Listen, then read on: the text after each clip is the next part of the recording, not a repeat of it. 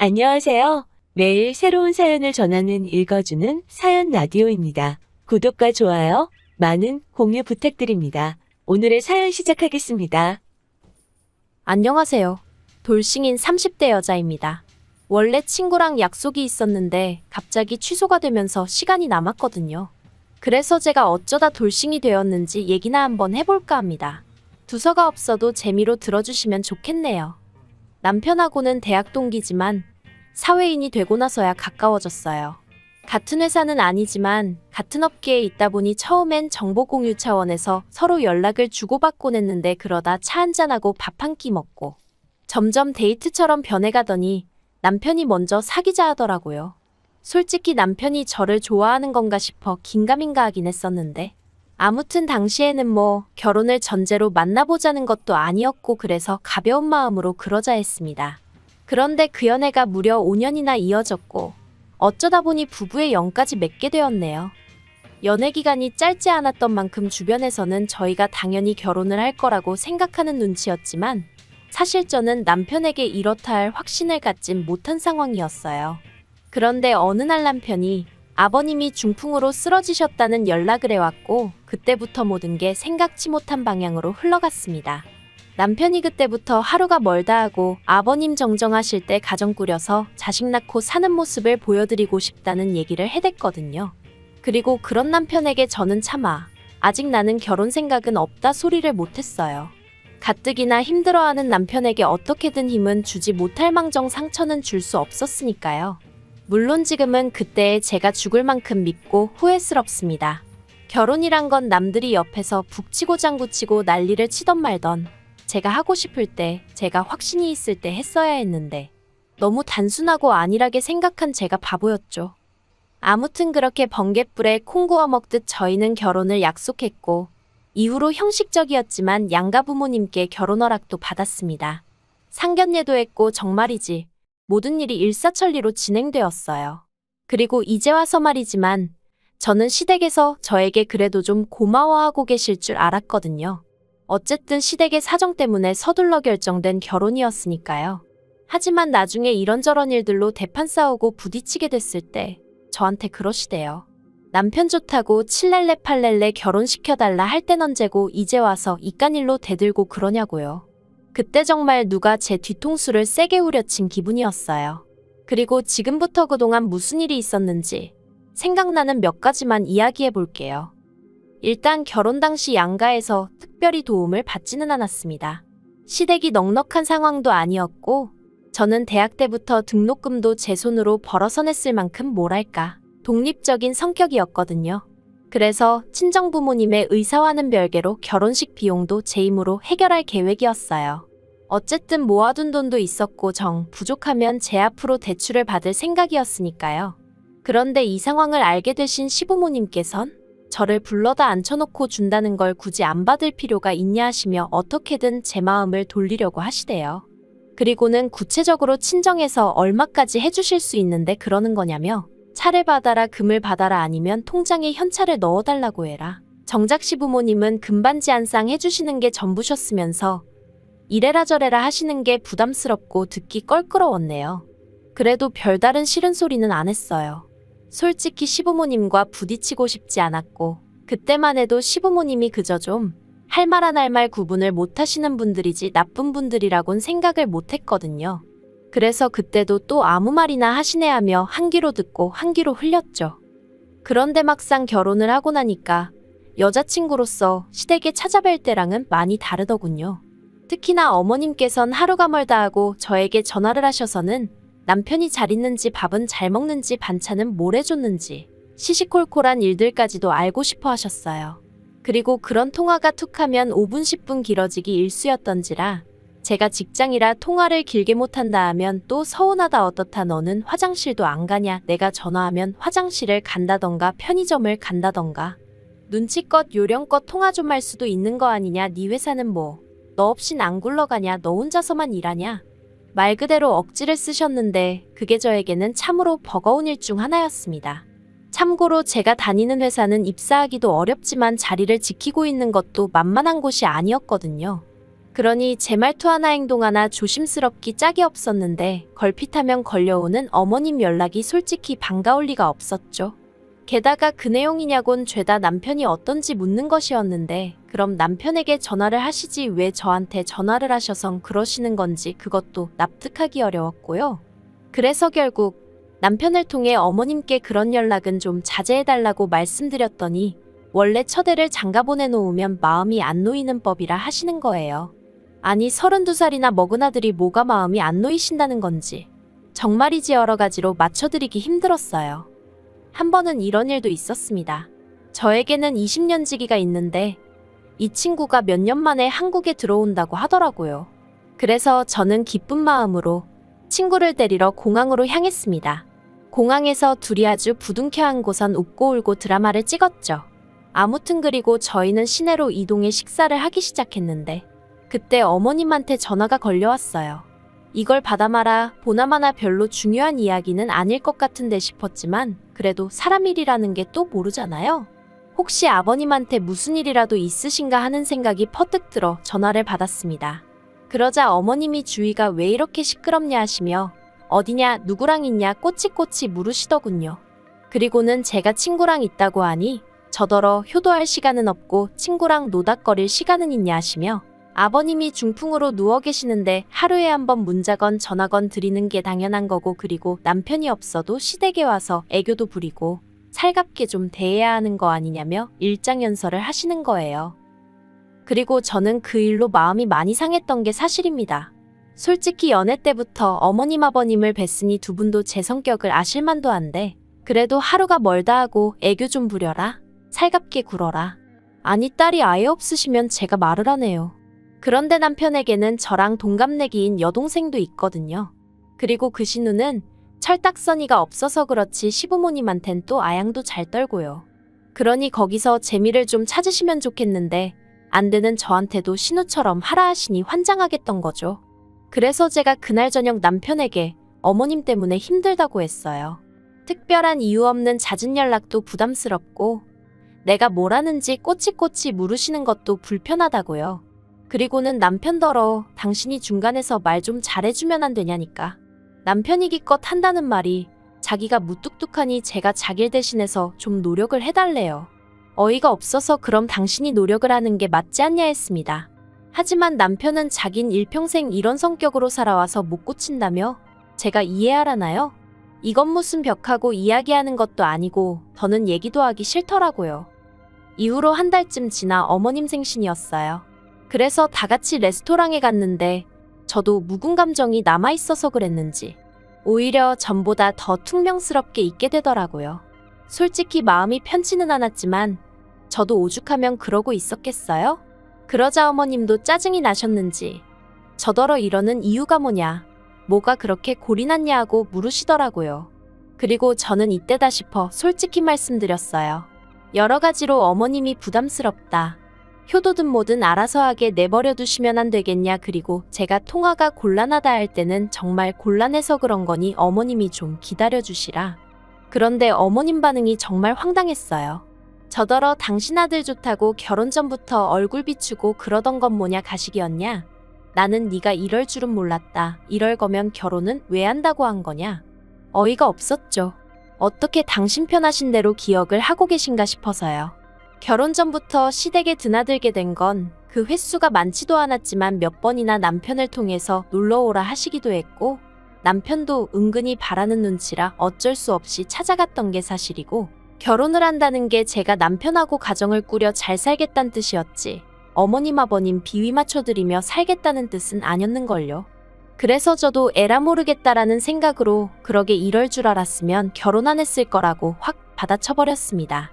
그랬더니 남편이 저더러 그래도 어떻게 그런 식으로 말을 하냐며 서운하다 하는데 아무튼 분위기가 아주 엉망이 되어버렸어요.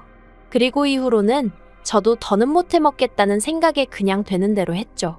일부러 못하려고 하지도 않았지만 어떻게든 잘해드리려는 노력도 안 했거든요. 그냥 남들 하는 만큼만 딱 그만큼만 어디 가서 욕먹지 않을 만큼만 하자 그렇게 태도를 달리하게 되더라고요. 그리고 그렇게 결단을 내리고 나니 어머님 아버님은 어떠셨는지 몰라도 저는 속이 편했어요. 어머님 아버님이 뭐라고 하시건 한 귀로 듣고 한 귀로 흘려버릴 여유도 생겼으니까요. 물론 남편은 처음엔 그런 저에게 서운해하는 눈치였지만 이내 상황을 인정하고 받아들인 건지 이후로는 시댁에 혼자 찾아가기도 하고, 그런데 그게 어머님은 못마땅하셨던 건지 하루는 제게 연락을 해오셨더군요.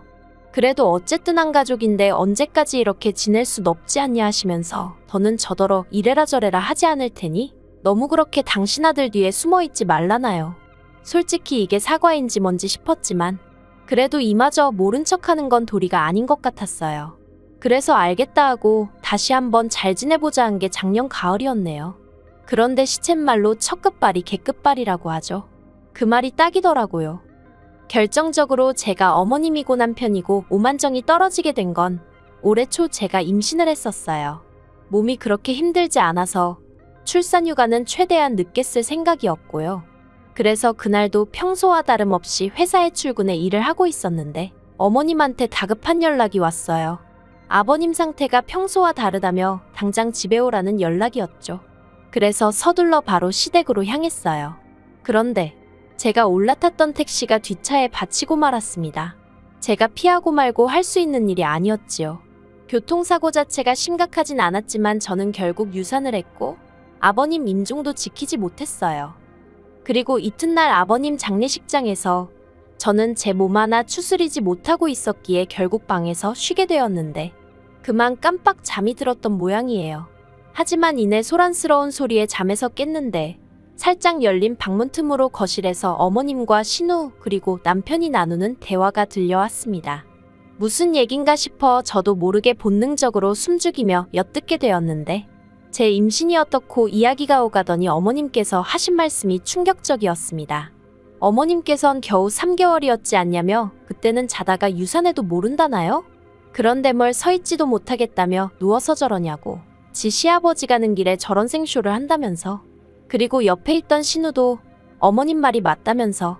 솔직히 우리 가족이나 되니까 새언니 저렇게 누워있어도 별말 안 하는 거지. 막말로 유산한 게 자랑이냐. 나 같으면 죄송해서 시댁 식구들 얼굴 쳐다도 못 보겠다. 정말 얼마나 억울하고 분하던지 심장이 터질 듯이 쿵쾅거리는 게 느껴졌습니다. 하지만 제 몸이 천근만근이기도 했고 저는 저대로 뱃속의 아이를 지키지 못했다는 죄책감의 그 분노를 표출할 기운이 남아있질 않았어요. 그냥 저를 둘러싼 모든 게 현실 같지 않더라고요. 그래서 이도저도 못하고 가만히 누워 눈을 감고 있었습니다. 어떻게든 최대한 제 감정을 추스려 볼 생각이었죠. 그런데 그때 남편이 자냐면서 방 안으로 들어왔어요. 그래서 제가 왜 그러냐니까 자기가 곰곰이 생각해봤는데 아이는 뭐 또 가지면 되지 않겠냐면서 저더러 너무 속상해하지 말라대요. 그리고 그때 문득 든 생각이 남편은 어떻게 보면 한날 아버지도 잃고 자식도 잃은 거잖아요. 그래서 나만큼이나 남편도 슬프겠구나 싶은 게 위로를 해주고 싶어지대요. 하지만 제가 그런 생각을 행동에 옮길 새도 없이 남편이 말하길 어머님 입장에선 남편하고 손주를 잃으신 거 아니냐며 이럴 때일수록 제가 잘 챙겨드려야 하지 않겠냐고 저더러 나가서 어머님께 좀 살갑게 굴어달래요. 어머님한테 죄송하다고 사과도 드리고요. 내가 뭘 사과하냐니까 그냥 아이 문제도 그렇고 진짜 어이가 없는 거예요. 자기 와이프가 어제 유산했는데 자기 엄마 기분이나 생각하고 있다니? 제가 남편을 한번 쳐다보고는 말없이 자리에서 일어났습니다. 그리고는 제가 누웠던 자리는 대충 정리하고 조용히 제 짐을 챙기기 시작했어요. 입고 있던 상복도 벗어버리고 제 일상복으로 갈아입었죠. 그리고는 남편더러 너는 애 아빠 자격도 없는 자식이라고 어떻게 우리 애가 죽었는데 나더러 어머님한테 가서 애교 부리고 용서를 구하라니 사이코라고 했어요. 그러자 남편이 여기서 제일 슬픈 사람들은 자기 식구들이래요. 저는 애 하나 잃었지만 자기 식구들은 둘을 잃었다면서. 그리고 애는 태어나지도 않았지만 자기 아버지랑 자기 식구들은 몇십 년을 같이 살았다. 그러니 슬픔이 같을 수가 없다나요? 그리곤 그러면 좀 덜 슬픈 사람이 더 슬픈 사람을 배려해 줄 수 있는 거 아니냐는데 그게 말이 되나 싶대요. 그리고 그런 논리를 너무 당연하다는 듯 오히려 제가 이상한 사람인 것 마냥 아무렇지 않게 떠들어대는 남편이 소름 끼치더라고요. 그래서 그냥 더는 말할 것도 없다고 이렇게 갈라서자 했죠. 남편이 그제서야 저더러 미쳤냐고 어떻게 그런 말을 지금 이 시점에 입에 담을 수가 있냐 어쩌냐. 그런데 전 그 말을 내뱉고 나니까 오히려 머리가 맑아지는 것 같고 정신이 돌아오는 기분이 돼요. 그리고 결국 저희는 지난달 완벽하게 남남이 되었습니다. 물론 과정이 순탄치만은 않았어요. 제가 남편을 어르고 달래기도 하고 같이 울고불고 죽일 듯이 싸우기도 하고. 하지만 솔직히 말해서 유산을 하고 난 이후로는 줄곧 남편과 좋은 말 한마디를 나누기보다는 목소리를 높이고 서로를 탓하기 일쑤였거든요. 그러니 결국엔 남편도 순순히 현실을 받아들인 눈치였어요. 그래서 재산 정리해서 나누고 그런대로 깔끔하게 헤어졌네요. 그런데 이후로 원하든 원치 않든 같은 업계다 보니 남편 소식이 전해져 왔는데 회사에서 잘렸다더라고요. 툭하면 집안일이 있다며 이래저래 업무에 충실하지 못했다면서 그런 일이 별로 없는데 회사 대표가 직접 해고했다나 봐요. 어머님이랑 신우랑 같이 살 것 같다는 얘기까진 들었었는데 결국 그 둘이 남편 앞길을 막았구나 싶기도 하고 하마터면 저게 내가 될 수도 있었다 생각도 들고 그래도 따로 연락은 안 했어요. 괜히 미련이라도 남은 것처럼 보일까 봐서요. 아무튼 뭐 어떻게 이야기를 끝내야 하나 싶은데 솔직히 중간에서 제대로 자기 역할을 못한 남편이 제일 등신이긴 했지만 자기 기분만 중요하고 남이 괴로워하건 슬퍼하건 그런 건 안중에도 없는 어머님만 없었더라면 이렇게 이혼까지 하게 됐을까 싶기도 하네요. 그리고 제가 얼마나 마음이 넓고 그런 사람은 아니다 보니 남편이건 시댁 식구들이건 잘 지냈으면 좋겠다 그런 생각도 없습니다. 잘 지내든 말든 관심 없고요. 그냥 앞으로 제 인생 발목 잡는 일이나 없었으면 좋겠다는 생각뿐이에요. 긴 이야기 들어주셔서 감사합니다. 오늘의 사연은 여기까지입니다. 구독과 좋아요, 알람 설정해주시면 앞으로 더 좋은 사연으로 찾아오겠습니다. 감사합니다. 감사합니다. 감사합니다. 안녕하세요. 매일 새로운 사연을 전하는 읽어주는 사연 라디오입니다. 구독과 좋아요, 많은 공유 부탁드립니다. 오늘의 사연 시작하겠습니다. 안녕하세요. 올해로 결혼한 지 7년 차 30대 여성입니다. 어디서부터 어떻게 이야기를 해야 하나 싶은데 지난 7년 동안 어머님 때문에 숱하게 마음고생을 했어요. 그래도 이혼을 하지 않았던 건 그나마 남편이 중간에서 어떻게든 중재를 해보려고 노력을 해왔기 때문이고요. 게다가 중간에 누가 억만금을 준다고 해도 바꾸지 않을 딸까지 태어났으니 솔직히 욱하는 마음에 이혼 소리가 목구멍 끝까지 올라왔다가도 꾹꾹 눌러 참기가 수차례였죠. 하지만 더는 어머님의 억지를 참아낼 인내심이 저에게 남아있지 않네요. 남편하고는 소개팅으로 만났는데 사실 제가 나가기로 되어 있던 자리가 아니었어요. 원래는 친구가 나갔어야 하는 자리였는데 친구가 사정이 생겨 도저히 나갈 수가 없다며 저더러 대신 좀 나가달라고 하더라고요. 그리고 저는 그런 친구의 제안이 너무 터무니없다 싶어서 차라리 다른 날로 미루라고 했는데 그러지 말고 그냥 나가서 자기인 척 밥이나 한 끼 먹고 와달라며 아주 사람을 달달 볶는 거예요. 그래서 결국 알겠다 하고 나갔던 자리였어요. 제 소개팅 자리가 아니었으니 상대방으로 나올 사람이 어떻게 생겼을지, 직업은 뭔지 그런 것도 하나도 궁금하지도 않았죠. 그리고 그렇게 나간 약속 장소에는 지금의 제 남편이 나와 있었는데 솔직히 저는 오로지 밥만 먹고 적당한 타이밍에 빠져나올 생각뿐이 없었습니다. 하지만 나중에 듣자 하니 남편은 아니었대요. 제 뒤에서 후광이 비쳤다는 무슨 말도 안 되는 소리를 하면서 아무튼 첫눈에 반하는 게 이런 건가 싶었답니다. 그리고 그래서였는지 엄청나게 적극적으로 나왔는데 좀 부담스럽더라고요. 솔직히 제 자리가 아니었다 생각하니 이래저래 엮이기는 싫었어요. 그래서 애프터 신청을 해왔을 때 제가 소개팅 자리에 나가게 된 경위를 설명하고 사과를 했죠. 그런데 남편이 그게 뭐가 중요하냐면서 자기는 제가 너무 마음에 들었다는 거예요. 그리고 친구에게 상황 설명을 하니 친구도 자기랑 그 사람이랑 사귄 것도 아닌데 어떠냐면서 이참에 저더러 연애 좀 하라나요? 아무튼 그래서 남편을 몇 번 더 만나 정식으로 교제를 시작하고 만난 지 2년 만에 부부의 영까지 맺게 되었네요. 남편이나 저나 결혼 당시 이미 30이 넘었었기에 따로 신혼을 가질 생각은 없었습니다. 아이를 바로 갖겠다는 계획도 없었지만 1년은 둘만의 시간을 보내겠어. 뭐 이런 것도 아니었던 거죠. 그런데 어째서인지 결혼한 지 3년이 되도록 아이가 생기질 않는 거예요. 그리고 이 무렵엔 느긋한 성격인 저도 조바심이 나기 시작하더군요. 특히나 어머님께서 이모님 자녀분의 임신 소식이 들려오니 그때부터 족보가 꼬인다는 알 수 없는 이야기를 하시며 짜증을 내시는 일도 잦아졌고요. 그러다 하루는 어머님께서 저에게 연락을 해오셨습니다. 그리고는 웬 산부인과를 하나 알려주시면서 여기 가서 어머님 소개로 왔다 하고 검사를 받고 오라는 거예요. 그래서 제가 무슨 검사를 받으러 산부인과에 가라고 하시는 거냐? 나는 이미 매년 건강검진을 받고 있다. 말씀을 드렸지만 들은 채도 안 하시대요. 그리고는 무조건 당신이 말한 병원에 가서 검사를 받으라는데 그때 느낌이 쎄한 게 저희 부부 사이에 애가 안 생기는 이유가 나 때문이라고 생각하시는구나. 느낌이 딱 오더라고요. 그런데 저는 정말 마음에 걸리는 게 하나도 없었거든요. 그래서 어머님께 그렇게 걱정되시면 같이 가자 했습니다. 그리고 이참에 아예 불임 클리닉으로 가자 하여 남편까지 데리고 가자고 했죠. 그런데 이 이야기를 전해 들은 남편이 노발대발 난리도 아니었어요. 자기는 그런 검사 받기 싫다.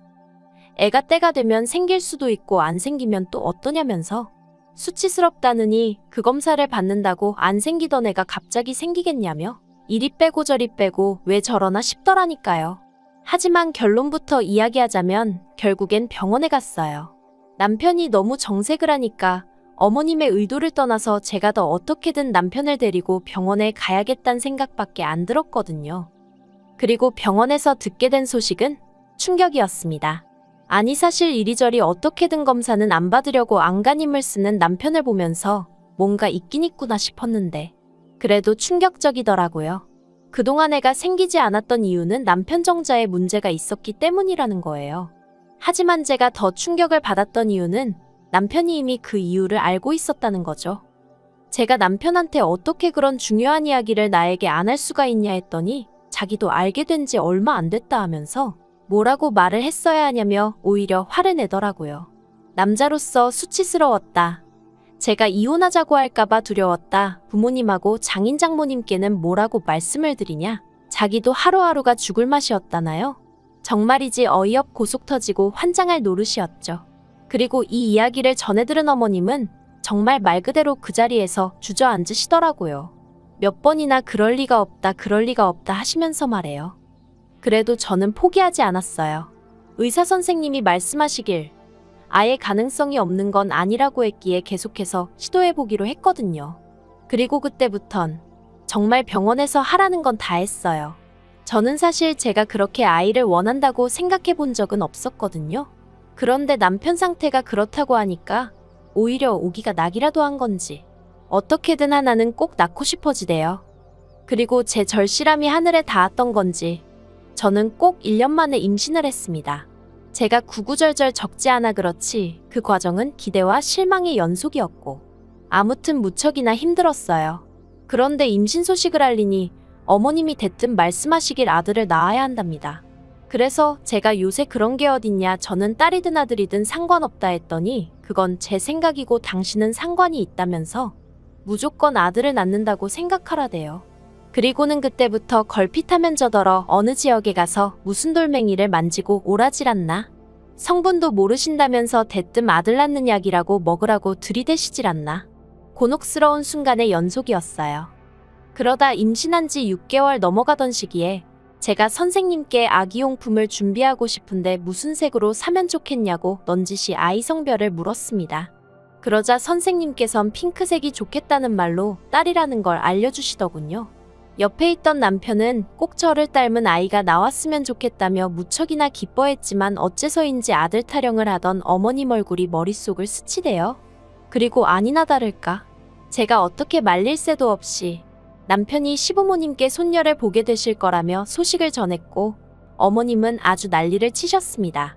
당신이 그렇게 아들을 낳아야 한다고 하지 않았냐면서 저더러 왜 시키는 대로 안 했냐고. 이게 다 성의가 부족해서 그런 거라나요? 어이가 없었어요. 하지만 뱃속에 아이가 듣고 있겠다 싶어서 처음엔 어머님께 어떻게 성별을 어머님이나 제가 마음대로 정할 수 있냐고. 기왕 손녀를 보게 되셨으니 손자 얘기는 그만하시고 앞으로 저희 딸 많이 예뻐해달라고 조근조근 말씀을 드렸습니다. 하지만 어머님도 그쯤에서 그만하셨으면 좋았을 텐데 계속해서 억지를 쓰시더라고요. 이게 다 제가 조상의 지혜를 무시한 탓이라면서 말이죠. 그래서 결국 참다 못한 제가 그렇게 지혜로우신 어머님께선 어쩌다 저희 남편을 정자도 제대로 못 만들어내는 인간으로 키우셨냐고 한마디 해버렸어요. 저도 말이 안 된다는 건 알고 있었지만 화가 나니까 아무 말이나 해버린 거죠. 아무튼 그랬더니 아버님은 기가 막힌다는 듯 혀만 몇 번 차시다 방으로 들어가셨고, 어머님은 어머님대로 저더러 못하는 소리가 없다면서 악을 쓰시고, 그나마 남편만 웃는 건지 우는 건지 자기가 죄인이라며 저더러 이제 그만 집에 가자 하대요. 그래서 남편 손잡고 집에 왔고 그때부터 지금까지 어머님 아버님과는 꼭 필요할 때가 아니면 안 보고 사는 사이가 되었어요. 참고로 제가 아이를 낳았을 때도 아버님만 잠깐 오셔서 보고 가셨고, 어머님은 손녀는 필요 없다며 안 오셨지요. 한편 작년 겨울에 시동생이 이혼을 했습니다. 성격 차이라고 했는데 두 사람 사이의 일을 제가 어떻게 알겠어요. 다만 보통은 아이 양육권은 엄마가 가져간다고들 하던데 어째서인지 시동생네는 시동생이 아이 양육권을 갖게 되었더군요. 거기까지가 제가 아는 전부였고 솔직히 전 별 관심도 없었어요. 당장 저희 아이 키우면서 일하랴 살림하랴 제 코가 석자였으니까요. 그런데 이후로 또 몇 달이 지나 올해 여름이었습니다.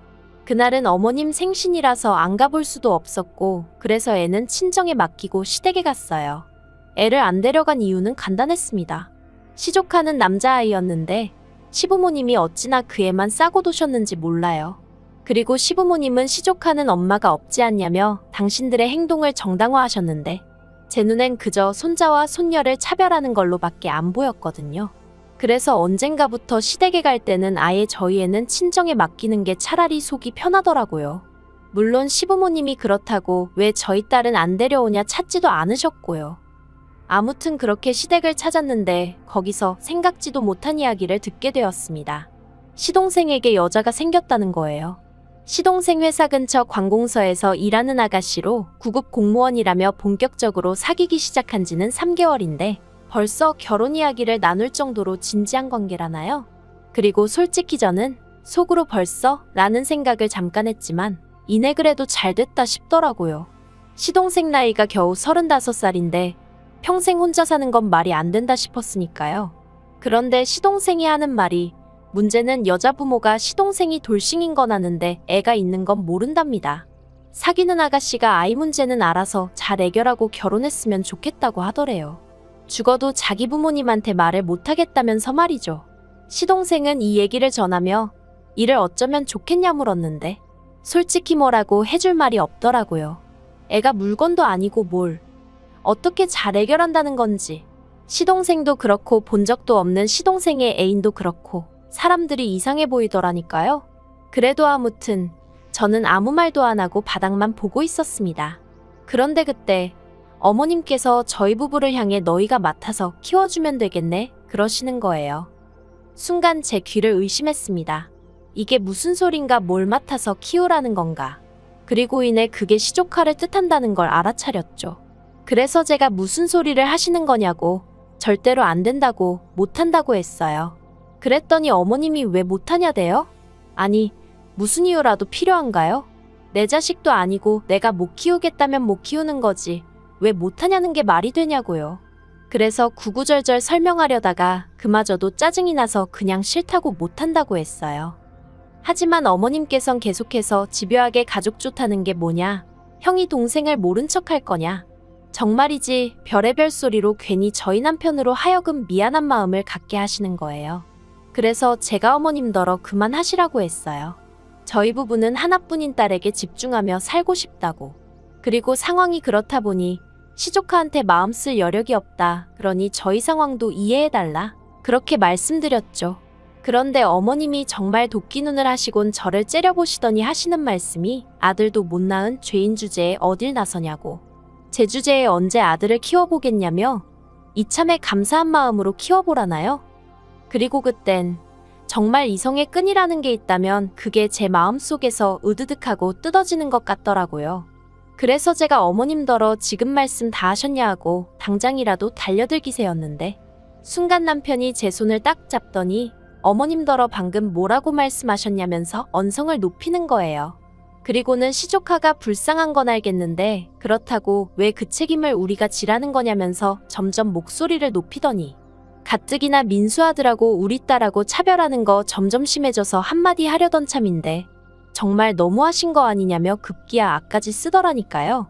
그래서 원래는 화를 내려던 제가 오히려 남편을 말리고 있었네요. 그런데 정말 저희 어머님은 눈치가 없으신 건지 그 와중에 남편더러 하시는 말씀이 애를 아예 못 낳는 것도 아닌데 니 마누라가 뭐 그리 대단하다고 절절매냐면서 그럴 거 없답니다. 이참에 저랑 이혼하고 딸도 저한테 줘버리래요. 그리고는 새 마누라 얻어서 아들 낳으면 된다나요? 정말이지 바로 옆에서 제가 두 눈 시퍼렇게 뜨고 있는데 그런 소리를 하시대요. 전 솔직히 어머님이 진짜 노망이라도 나신 건가 싶었습니다. 그런데 그때 남편이 정말 부들부들 떨면서 어머님한테 미쳤냐고 그러는 거예요. 자기한테는 제가 은인이자고 원자나 다름없는데 어머니가 뭔데 함부로 버려라 마라 그런 소리를 하시냐면서 그리고는 어머님한테 어머님 곁에는 아버지도 계시고 민수도 있고 끔찍히 아끼시는 손자도 있으니 얼마나 다행인지 모르겠다면서 자기한테는 저하고 저희 딸이 있으니 걱정 말라대요. 그리고는 앞으로는 자기 죽었다 생각하고 사시라고 딱 허리 90도로 숙여서 인사드리고 나오는데 괜히 제가 다 소름이 끼치더라니까요.